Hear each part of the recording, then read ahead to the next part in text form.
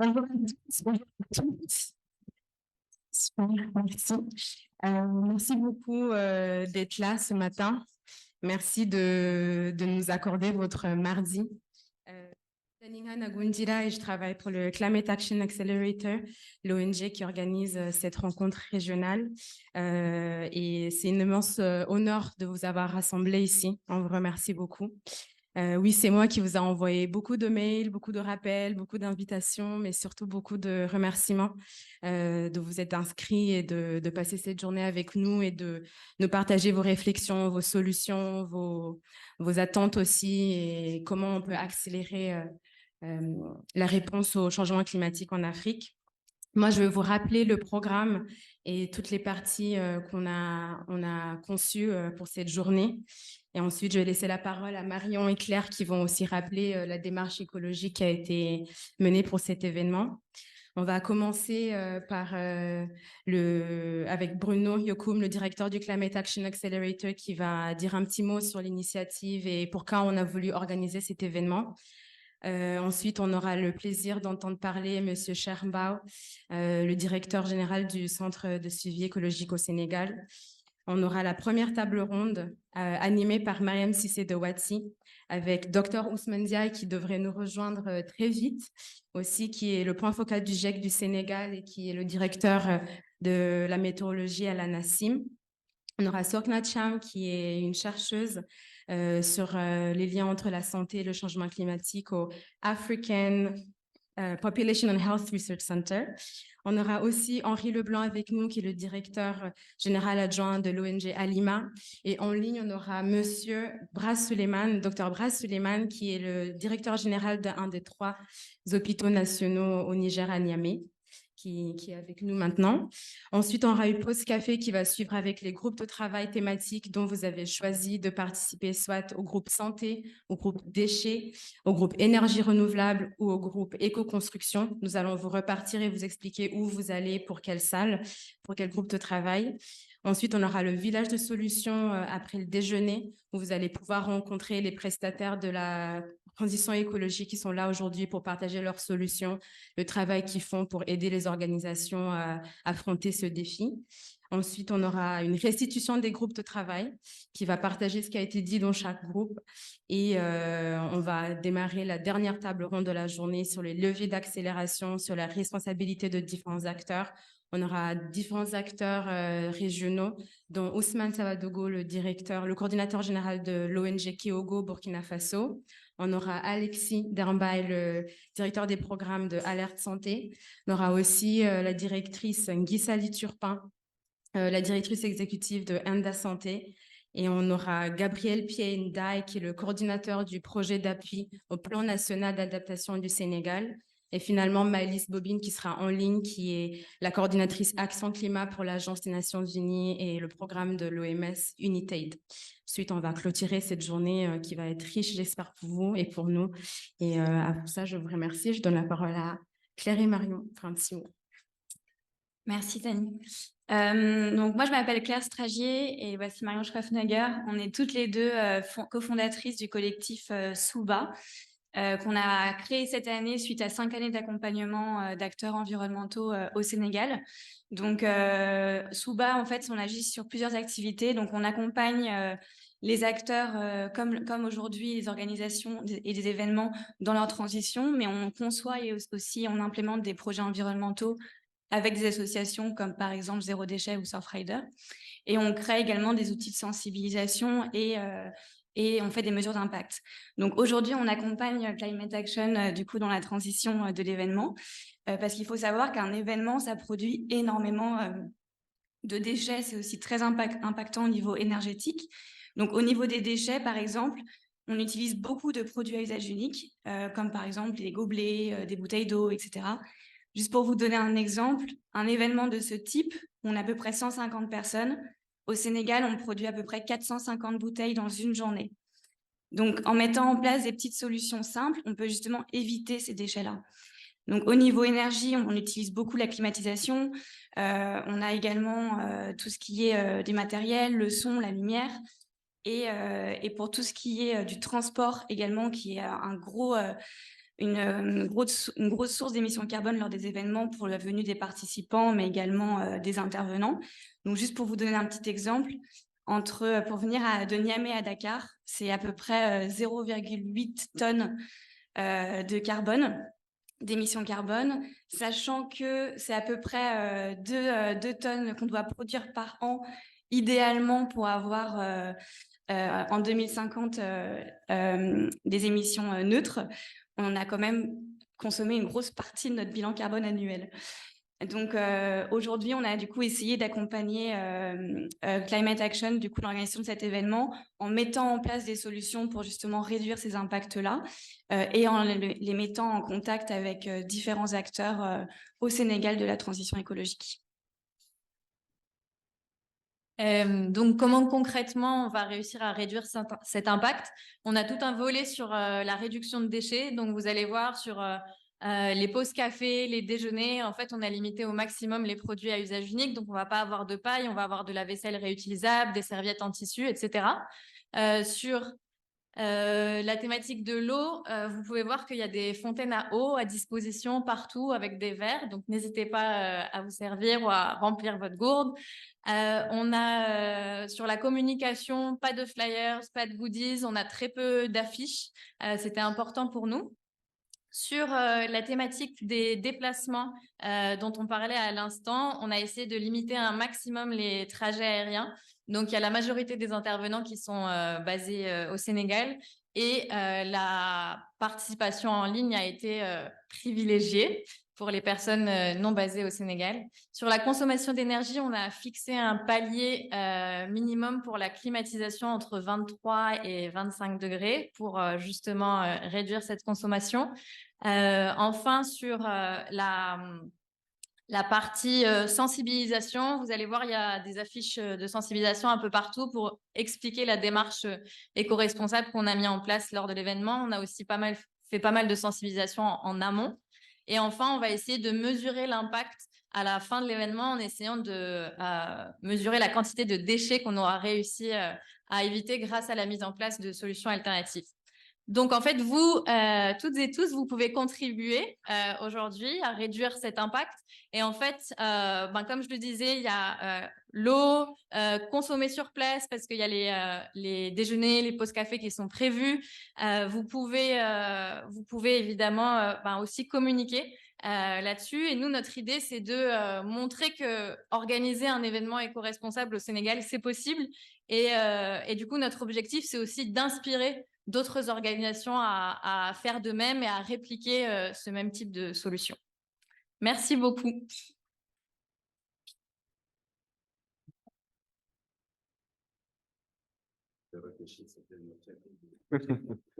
Merci. Bon, ça montre qu'il faut s'appliquer à soi-même ce qu'on préconise pour les autres. Je me présente, je suis Bruno Yokoum, le directeur du Climate Action Accelerator. Et donc, je suis ravi de vous accueillir pour cette rencontre régionale qu'on a voulu multidisciplinaire en rassemblant des experts du climat, de la santé, de l'aide humanitaire notamment. Et on souhaite que ce soit un exercice d'intelligence collective. Après les panels, il y aura aussi des ateliers. Et voilà, donc je veux aussi remercier notre partenaire Alima, avec qui on organise cette rencontre régionale. Alors, quel est l'objectif finalement qu'on souhaite atteindre pour cette rencontre? Donc, et qu'est-ce qui la justifie? Alors, premièrement, l'ampleur du réchauffement qui ne fait que s'accélérer.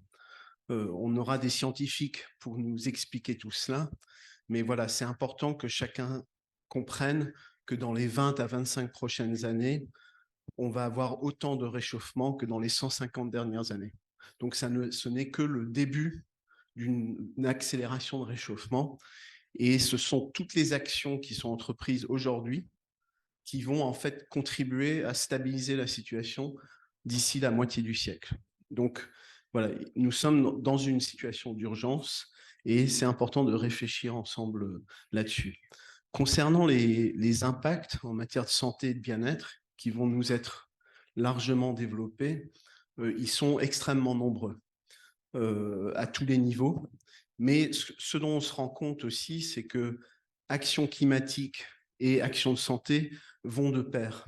En fait, il y a quasiment aucun impact climatique qui n'affecte pas également la santé, que ce soit les vagues de chaleur, que ce soit la pollution de l'air, que ce soit la question des maladies infectieuses, des déplacements de population, la sécurité alimentaire.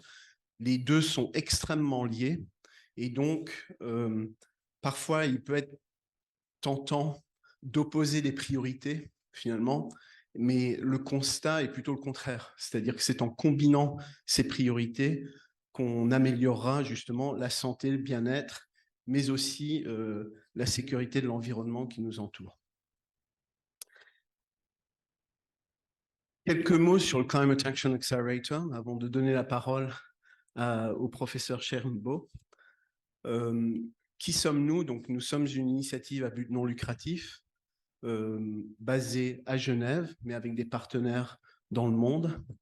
Et notre but, c'est finalement d'accélérer l'opérationnalisation des solutions climatiques à l'échelle des organisations, principalement dans le secteur de la santé, de l'aide, mais aussi de l'enseignement supérieur et de la recherche ultérieurement, parce que nous pensons que ces secteurs ont un rôle absolument critique à jouer pour influencer les sociétés. Donc, nous avons aujourd'hui environ 25 partenaires, des très importants comme le CICR, UNITAID, Médecins sans frontières, Alima, mais aussi des acteurs nationaux de la région, que ce soit au Mali, au Burkina, au Tchad, au Sénégal. Et c'est ensemble que nous voulons construire finalement ce dispositif d'appui et d'accélération.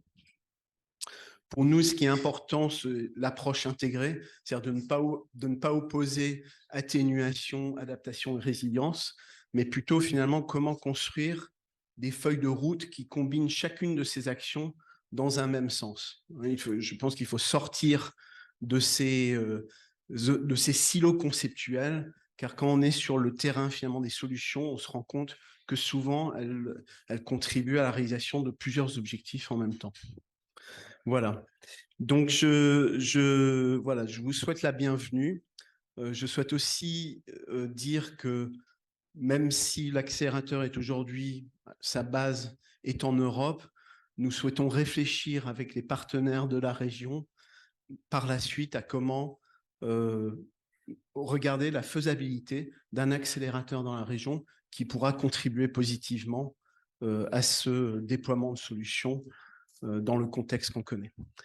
Je vais maintenant passer la parole au professeur Schermbo, qui est donc le directeur du Centre de suivi écologique au Sénégal, qui a une longue carrière scientifique, notamment en tant que spécialiste de l'agroforesterie, des terres et du changement climatique, qui a contribué à plusieurs rapports du GIEC et qui a également dirigé des organisations, que ce soit à Washington, qui a été aussi en Afrique du Sud, à l'Université de Pretoria.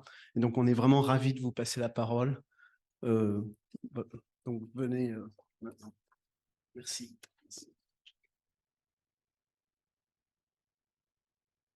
Merci infiniment, Bruno. Je suis très ravi de voir plusieurs personnes familières dans la salle. Certains, je ne les ai pas vus depuis de très longues années. Parce qu'ils sont dans leur coin en train de faire un excellent travail sur les questions de santé. Et nous, les écologues environnementalistes, on est dans notre coin pour travailler sur les questions d'écologie, de développement durable, de sécurité alimentaire. Donc, la première bataille gagnée par vous, Bruno, c'est de mettre ces communautés dans la même salle. Assez souvent, l'un invite l'autre. C'est soit les gens du changement climatique qui invitent les gens de la santé ou l'inverse. Mais ici, je vois qu'il y a un effort d'équilibre et de co-design de ces questions climat, urgence sanitaire et autres. Ça tombe bien parce que les 2 semaines passées ont été des semaines chargées en événements.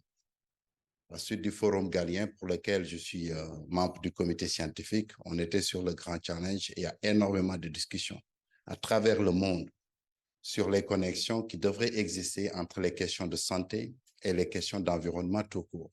Et cela a du sens. Ça a du sens parce que toute question de santé que la personne, à laquelle la personne est exposée, la source est toujours extérieure. Et c'est l'eau que vous buvez, c'est la nourriture que vous mangez, c'est l'air que vous respirez. Très souvent, ces triptyques environnemental ne s'exclut jamais quand nous parlons de santé.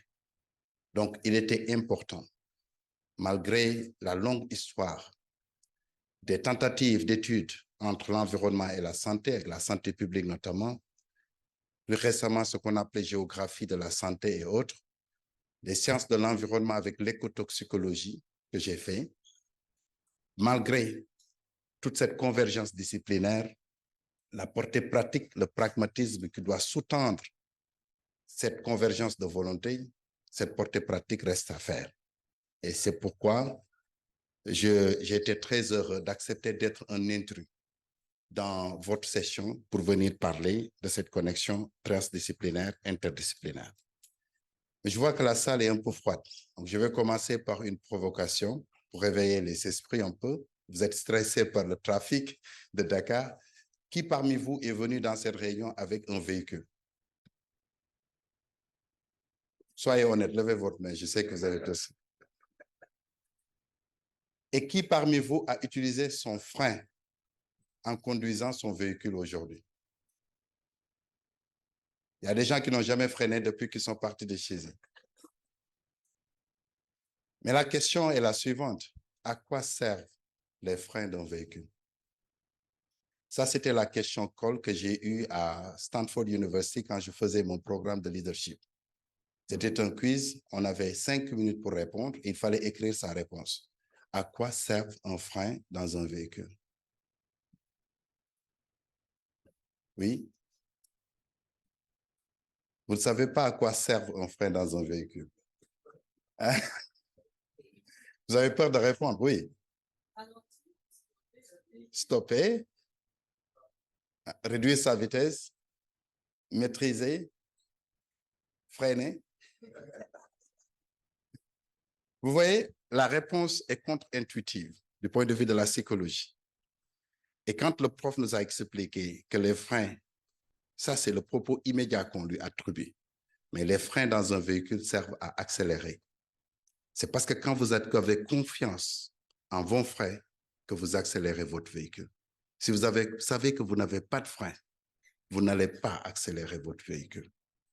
Et donc, un accélérateur, c'est l'autre pendant de la prudence qu'on doit avoir et le filtre scientifique qui est là parmi nous pour savoir comment accélérer avec prudence, donc comment mettre sur le processus de mouvement de la cinétique de l'ensemble les réflexes qui nous permettent d'avoir des attributs d'arrêt, des attributs de frein, des attributs de redémarrage. Et c'est important de le faire en ayant un groupe éclectique de scientifiques qui se réunissent aujourd'hui. Et j'intitule mon propos, ce n'est pas un discours, je suis académique, donc j'ai toujours cette propension de donner l'impression de donner une conférence ou un cours. C'est de dire sur le titre d'abord que la crise climatique, c'est nous, et la crise sanitaire, c'est maintenant et ici. Si vous le décortiquez, l'aspect anthropocentrique de ce climat, les effets de l'homme, les émissions de gaz à effet de serre, c'est l'homme qui a créé sous le réchauffement climatique. Ça, c'est démontré. Mais les crises sanitaires, humanitaires et tout ce qui suit, c'est maintenant qu'il faut commencer à y penser et c'est avec nous et ici qu'on doit commencer à réfléchir là-dessus. Je vais vous donner quelques détails. Le premier détail que je voudrais vous donner, c'est qu'on vit ce qu'on appelle une grande accélération. Du point de vue de l'environnement, c'est un concept qu'on avait fait avec IGBP et qui est revenu dans Future Earth, the Great Acceleration.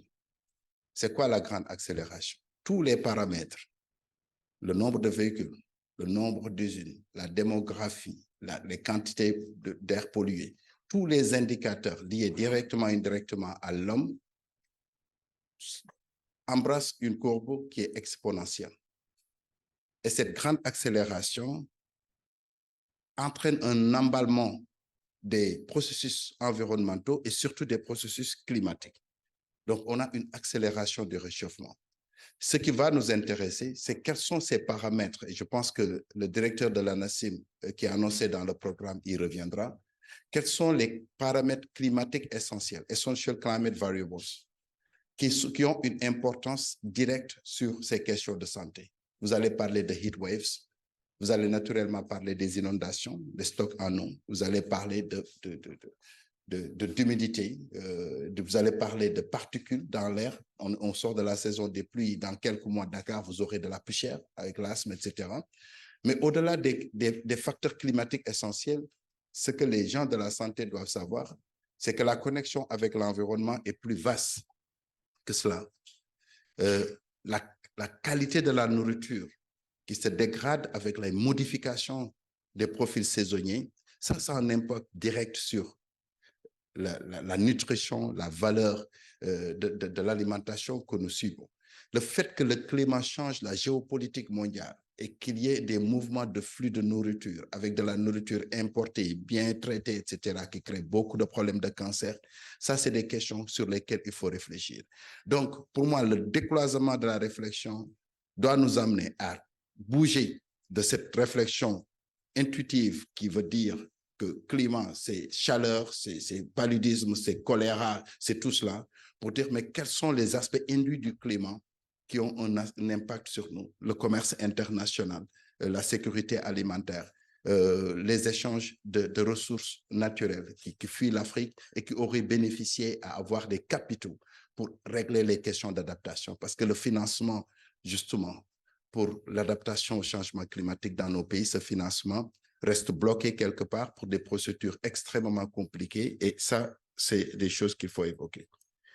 Donc, nous entrons dans une nouvelle ère. Cette grande accélération nous amène dans une nouvelle ère. C'est l'ère des pandémies et des épidémies. De la même façon que le rapport du GIEC en 2015 sur les événements extrêmes avait montré une augmentation de la fréquence des événements extrêmes. Si on avait une inondation tous les 10 ans, on a 10 inondations chaque 2 ans. Si on avait des crises de paludisme ou des crises de choléra tous les 5 ans, on en a chaque année. Donc, il y a une sorte d'accélération des pandémies et des épidémies, et c'est lié au fait que l'amplitude des événements extrêmes et la fréquence des événements extrêmes deviennent une réalité de ce changement climatique, bien entendu avec des questions humanitaires et d'urgence prégnantes. Si nous allons dans le détail, les déterminants hydriques du changement climatique sont nombreuses. Si nous prenons le profil saisonnier de cette année ou de l'année dernière, on a des fortes pluies, des pluies exceptionnelles, des pluies très intenses. Vous avez 2 jours pour avoir 200 mm, par exemple. Et ce que ça entraîne avec la planification urbaine et les établissements humains qui sont très mal articulés, vous avez rapidement des problèmes d'inondation. Et on le sait, l'eau crée beaucoup de problèmes du point de vue sanitaire. C'est la même chose quand on a des fortes sécheresses. En ce moment, à Matam, les récoltes laissent à désirer, simplement parce qu'il y a eu ce qu'on appelle une longue pause pluviométrique. Il pleut, et quand on croit recevoir de l'eau, ça arrête de pleuvoir. Et les études qu'on a faites au Burkina Faso sur les 30 ans dernières, données journalières ont montré que la fréquence des longues pauses pluviométriques est beaucoup plus importante maintenant. Non seulement on a un début de saison des pluies qui est incertaine, une fin de saison des pluies qui est incertaine, mais pendant la saison des pluies, on ne sait pas quand l'eau va arriver et n'arrive plus. Donc, on ne sait plus compter sur la saisonnalité climatique pour assurer la sécurité alimentaire. Mais le plus important, comme nous sommes dans une ville comme Dakar, c'est de savoir que la qualité de l'air, elle est extrêmement importante. On est très loin de connaître ce que la qualité de l'air a comme implication du point de vue de la santé. Évidemment, on a le laboratoire sur la pollution de l'air, mais on mesure les polluants classiques, le CO2, les PM2,5, PM5, quelques composantes azotées, mais on a l'ozone troposphérique, on a le CH4, on a bien d'autres, des métaux, des composés organiques qui sont liés à disons, quand on brûle les ordures, par exemple, en Bobos. Cette réflexion approfondie sur la qualité de l'air n'a pas encore été faite. Et par exemple, pour ce qui concerne Dakar, je crois que ça fait partie des villes les plus polluées au monde. Et les gens se posent la question, parce que Dakar est exposé au vent du nord, les vents des Açores. C'est une presqu'île. C'est quand même assez ventilé. Mais la consommation et le mode d'urbanisation que nous avons à Dakar ne permet pas de réduire un peu ces polluants organiques et ces polluants d'origine minérale. Donc, la pollution de l'eau, la pollution de l'air, la dégradation de l'eau douce, vous savez, c'est des millions de mètres cubes d'eau qui sont sous nos pieds à Dakar. Mais cette eau ne peut pas être consommée parce que le système d'assainissement ne permet pas de réduire un peu les composantes nitratées. Donc, le nitrate qui est un produit chimique très dangereux pour la santé humaine, ça continue à partir de nos fosses septiques pour aller polluer un peu la nappe. Et le système d'assainissement ne prend pas ça en compte suffisamment. Donc, ce sont ces incohérences du point de vue de l'urbanisme qui accélèrent les questions environnementales, les questions changement climatique avec des implications sanitaires directes. Le troisième niveau, c'est les écosystèmes. Si on passe toute la saison sèche à brûler nos écosystèmes, des feux de brousse, ceux qui viennent du Canada en savent quelque chose. Les feux de brousse non seulement détruisent le service des écosystèmes, détruisent le cycle de l'eau, détruisent le cycle de la biomasse, mais aussi réduisent la biodiversité. Et c'est cette biodiversité qui constitue un paravent pour l'homme. Si vous détruisez la biodiversité, tout ce qu'on a connu, Ebola, l'exposition à un certain nombre de maladies, mais deviennent de plus en plus récurrentes.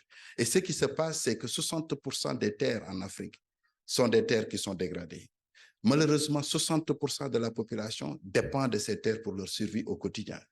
Donc, il y a un intérêt déjà humain de préserver, de restaurer les terres, de faire de l'indegradation neutrality une réalité pour les communautés parce que leur survie dépend directement de ce secteur primaire, de ces secteurs primaires que sont les écosystèmes. La production agricole réduite, les rentabilités agricoles sont très, très faibles. Les attaques du point de vue des pestes deviennent de plus en plus fréquentes. Donc, vous regardez les émissions qui sont passées à la télévision hier, vous vous rendez compte que des hectares de vignes, de beans, comment on appelle ça, niébé, sont dégradés par des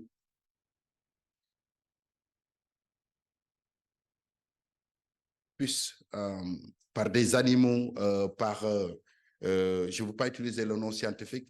En tout cas, il y a des attaques agricoles qui sont extrêmement prégnantes quand les changements climatiques deviennent de plus en plus une réalité. Dans ce contexte où on a une accélération des villes, ce n'est pas seulement les grandes villes qui sont accélérées. On parle de Dakar, mais si vous regardez toute la région ouest africaine, les villes secondaires s'accélèrent de plus en plus. Au Sénégal, le cas le plus patent, c'est Touba, qui devient de plus en plus grand. Si vous prenez Côte d'Ivoire, c'est Yamoussoukro. Si vous prenez le Nigeria, c'est Abuja. Les villes secondaires s'accélèrent 2 fois plus vite que les grandes villes du point de vue de la démographie. Et l'exposition au changement climatique dans ces villes où les conditions sont suboptimales du point de vue de la survie, du point de vue des réponses climatiques, ça crée une multiplication du besoin humanitaire au niveau de ces villes. La moitié de la croissance démographique de nos villes se passe dans ces villes secondaires et assez souvent, on les ignore du point de vue de la planification. Donc, il y a une grosse question qui est posée ici. C'est la question de la vulnérabilité et de la pauvreté. On en parle, c'est dans tous les documents. Mais quand vous regardez de très, très près, les analyses de vulnérabilité ne sont pas suffisamment désagrégées, ne sont pas suffisamment réparties spatialement. On a tenté une expérience au Tchad où il fallait prendre les populations et la densité des populations et les superposer avec tous les paramètres climatiques, la fréquence des sécheresses, la fréquence des inondations, la fréquence des maladies, pour voir où sont les populations qui sont les plus affectées, pour cibler l'intervention auprès de ces populations-là. Donc, cette question de vulnérabilité et de pauvreté est un axe central qu'on ne peut pas éviter quand on parle des urgences, quand on parle de l'humanitaire. Mais ça vient avec un aspect hyper important, c'est l'aspect infrastructurel. quelle est l'offre de santé? Quelle est la disposition, la disponibilité en matière d'hôpitaux et d'offres de santé dans nos villes? Est-ce que ça a été préparé pour répondre à cette accélération? On procède par statu quo, on manœuvre plusieurs urgences et on oublie que dans quelques années, tout ce qui est dit en matière d'urgence en ce moment sera 10 fois plus important dans quelques années. Et il faut se préparer à cela. Donc, la préparation aux urgences, les plans de contingence qui tiennent compte du changement climatique sont des aspects hyper importants à considérer. Par conséquent, ce que je propose à cette audience, c'est de faire ce qu'on a fait dans les questions de sécurité alimentaire, c'est de parler des systèmes sanitaires climato-sensibles ou climato-intelligents. C'est extrêmement important. La raison pour laquelle nous avons proposé ce nouveau concept, système sanitaire climato-sensible et climato-intelligent, c'est un constat qu'on a fait avec le PNUD au Sénégal. Ils ont demandé de savoir, regardez le budget de tous les politiques de développement sectoriel, combien a été mobilisé pour répondre au changement climatique. Surprise, même l'agriculture ne mobilise pas beaucoup de ressources financières pour le changement climatique. Or, l'agriculture dépend du climat. La santé en fait partie. Quelle est la partie du financement des systèmes d'assainissement à Dakar qui ne tiennent compte que du climat? Il y en a très peu. Parfois, le mot changement climatique n'apparaît même pas dans ces politiques. Et sans inverser un peu ce paradigme, d'introduire le changement climatique, de les budgétiser, de les considérer dans la planification des développements sectoriels, on n'arrivera pas à créer un système sanitaire climato-intelligent. Et c'est de cette façon seulement qu'on peut anticiper des crises. Parce qu'à l'heure actuelle, nous parlons de One Health, One Sustainable Health. Il y a beaucoup de concepts qui essaient de connecter un peu tous ces paradigmes-là. Mais si ça reste sur le plan théorique et les implications pratiques sont complètement ignorées, ça ne permet pas de faire avancer l'agenda qui nous réunit aujourd'hui. Donc, nous avons besoin d'un mouvement collectif. Nous avons besoin de développement de réseaux pour faire avancer un agenda, et ce réseau commence à prendre de l'aile avec cette conférence qui me semble donner les bases de cette convergence. Mais après les mauvaises nouvelles, il y a toujours de bonnes nouvelles. Il y a de bonnes nouvelles en Afrique. La première bonne nouvelle en Afrique, c'est la capacité d'innover. Si vous prenez 100 Européens, vous prenez 100 Africains, le coefficient intellectuel des 100 Africains est forcément plus élevé. Je ne le dis pas par rapport à... Le coefficient intellectuel, je vais vous le démontrer. Pour moi, ce que je crois sincèrement, le coefficient intellectuel des 100 Africains pris au hasard et 100 Européens pris au hasard, ce coefficient est plus élevé en Afrique. Pourquoi? Si vous prenez 100 Européens, vous avez de fortes chances de tomber sur 80 personnes qui ont plus de 60 ans. Si vous prenez 100 Africains, vous avez beaucoup de chances de tomber sur 80 personnes qui ont moins de 25 ans. Or, l'intensité intellectuelle, la dividende intellectuelle, le coefficient intellectuel chez les jeunes, il est beaucoup plus important. La capacité de création, le génie créateur des jeunes Africains, du point de vue des startups de l'innovation, est en train de montrer une place qu'il faudrait respecter et encourager. Et ça, c'est un aspect sur lequel l'accélérateur devrait pouvoir s'appesantir. Comment tous ces jeunes qui sont dans la salle, qui ont des startups, qui font des choses extraordinaires, mais qui n'ont pas le financement en amont pour pouvoir éclore leur génie, comment on peut les assister? Ça m'a été inspiré à une visite sur les Climate Smart Cities en Corée du Sud, où les municipalités finançaient les startups pour récupérer leurs produits et les utiliser dans la gestion municipale au quotidien. Ces modèles n'existent pas. Ça permet de créer les questions d'emploi, ça permet de consolider des découvertes. Pendant la COVID, beaucoup de jeunes, il y en a qui ont créé des robots pour distribuer des choses. Il y en a qui ont créé des sprays, beaucoup d'innovation. Mais depuis lors, personne n'en entend parler parce qu'il n'y a pas de soutien. Et donc, cette capacité d'innovation, pour moi, c'est l'une des meilleures nouvelles qu'on peut retenir de l'Afrique et qu'il faudrait encourager. L'autre bonne nouvelle, c'est la nouvelle posture politique du point de vue de la santé. quand la CDC a été créée au niveau de l'Union africaine, pendant la COVID, les communautés, etc. On a beaucoup appris de cette crise COVID pour consolider un peu nos institutions, ce renforcement institutionnel. Et il ne faudrait pas s'arrêter tout de suite, parce que la COVID, c'était une gifle en plein visage, au moment où on s'y attendait le moins. Et il faudrait qu'on tire les leçons, justement, de cette pandémie pour savoir quel est le positionnement stratégique de nos institutions devant ces crises. Évidemment, Ebola et bien d'autres institutions, bien d'autres maladies ont été de bons exemples. Maintenant, comment aller de l'avant à partir de ces quelques bonnes nouvelles politiques, la jeunesse africaine, le caractère public de l'information, etc.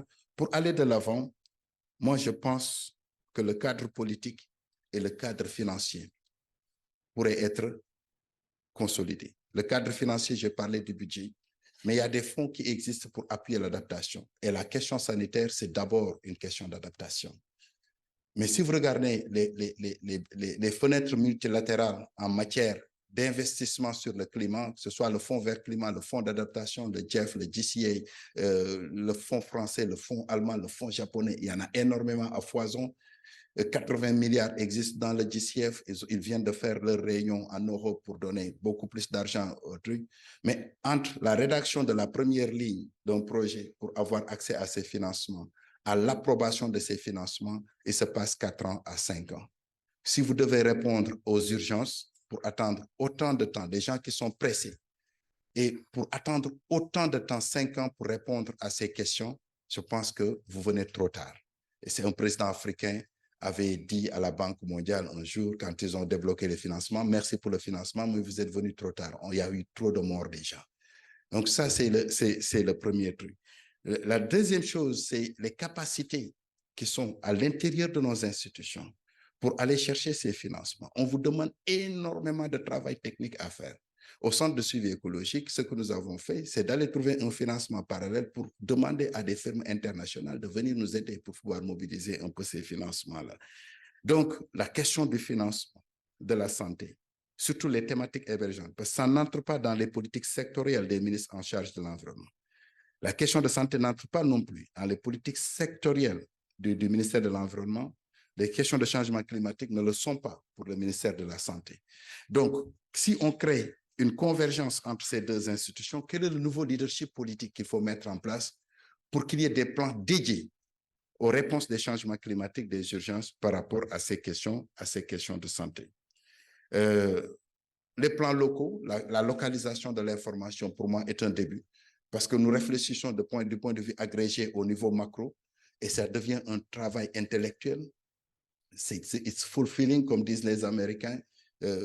C'est de l'émulation intellectuelle, mais à la sortie de cette salle, ceux qui souffrent vraiment de ces questions de maladie, ce n'est pas nous.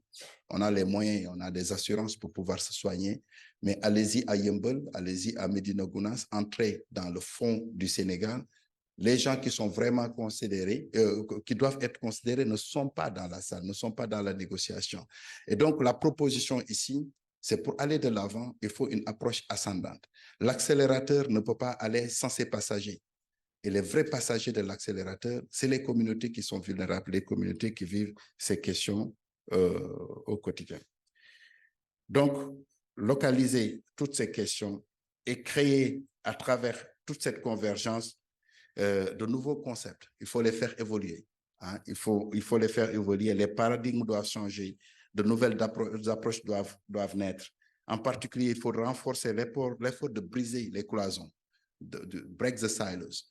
Il faut qu'on puisse travailler avec une posture collaborative qui intègre à la fois les notions de solidarité, d'alliance et de volontarisme. Je ne peux pas terminer sans parler de l'importance de l'action. Parce que l'urgence, c'est d'abord l'action. J'ai eu le privilège d'avoir été dans l'Académie des sciences du Vatican, où on a justement parlé de ces questions de changement climatique et d'humanitaire. Je vais vous rendre disponible le rapport pour partage avec Bruno. Et ce que nous avons retenu, c'est de pouvoir catégoriser un peu les types d'exposition des changements climatiques et les réponses spécifiques qu'on doit apporter. Parce que souvent, quand on met tout dans la même boîte, ça devient une boîte de Pandore. On ne sait pas par où commencer, avec quelle communauté travailler, sur quel aspect. Et le fait de traduire les aspirations locales en politique spécifique pour ces communautés, ça permet d'avancer fortement sur ces questions. L'intelligence collective, donc, elle est importante. La localisation de ces actions, ils sont importants. L'action, c'est quelque chose qui doit être sous-tendu par des financements conséquents, durables. Et l'intérêt général doit se fonder sur la diversité des savoirs. Il n'y a pas le monopole de l'information pour les gens que nous sommes par rapport aux communautés qui ont des connaissances locales hardies. Par rapport à ces questions, il faut les impliquer. Donc, si j'avais quelques messages à passer pour cette rencontre, le premier, c'est que le changement climatique, son effet sur la santé ne reste plus à démontrer. Mais rester sur la rhétorique de cette phraséologie ne nous permet pas de faire le pas subséquent pour aller vers l'action.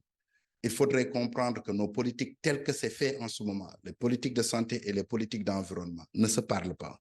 Il faut faire en sorte qu'ils se parlent, mais avec des stratégies délibérées, avec une intention de résoudre des questions pratiques, en y mettant le financement, en y mettant les capacités, en créant des plateaux de convergence d'idées, des communautés de pratiques pour pouvoir aller de l'avant.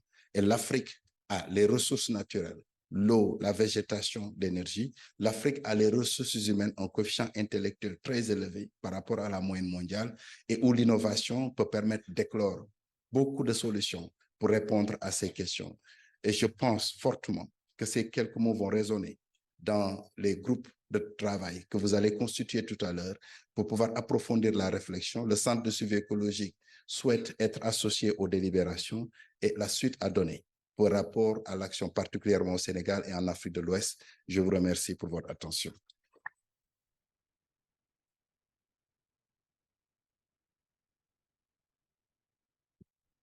Merci beaucoup, professeur Chiambo, pour ce discours très inspirant.